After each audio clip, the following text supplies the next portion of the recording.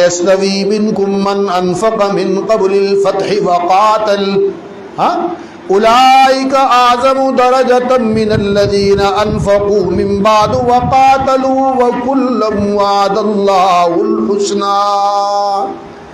جنہوں نے مشکلات اور مصائب کی آندھیوں اور طوفان میں رسول اللہ سے وفا کی، جب ہر طرف سے پتھروں کی برسات تھی، گالیوں کی بچھاڑ تھی، الزام تراشیوں کا سلسلہ تھا، جب راہوں میں کانٹے بچھائے جا رہے تھے الزام تراشیوں کی، جنہوں نے رسول اللہ سے وفا کا نعرہ لگایا، اللہ فرماتا ہے تو سارے صحابہ، بدر والے بھی، احد والے بھی، حنین والے بھی، طائف والے بھی، سب نے جنہوں نے میرے نبی پر ایمان لایا، کلمہ پڑھا، سبھی صحابہ ہیں.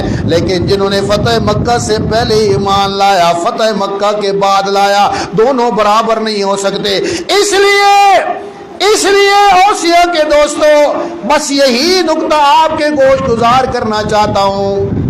جنہوں نے مکہ میں میرے آقا کی زبان پر اعتماد کیا، ہاتھ پر بیعت کی، ایمان لایا، انہوں نے فتوحات جان کی قربانی بھی دی. فتح مکہ تو 8 ہجری کے اندر ہوئی، 8 ہجری کے اندر ہوئی. اوسیہ کے دوستوں، میں سوال کرنے لگا ہوں آپ سے، ذرا دل پہ ہاتھ رکھ کے جواب دینا.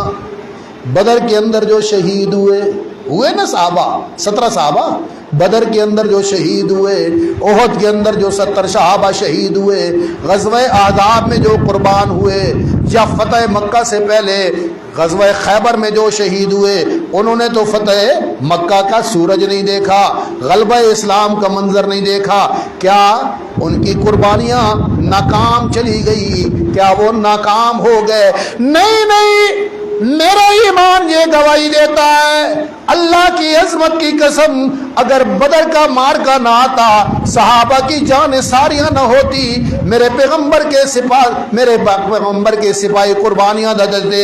احد کے مارکے کے اندر حضرت طلحہ اپنا سینہ سامنے رکھ کے تیروں کی بچھاڑ کے سامنے نہ کھڑے ہوتے، اور غزوہ احزاب میں صحابہ بھوک اور افلاس نہ برداشت کرتے تو فتح مکہ کا سورج بھی طلوع نہ ہو پاتا.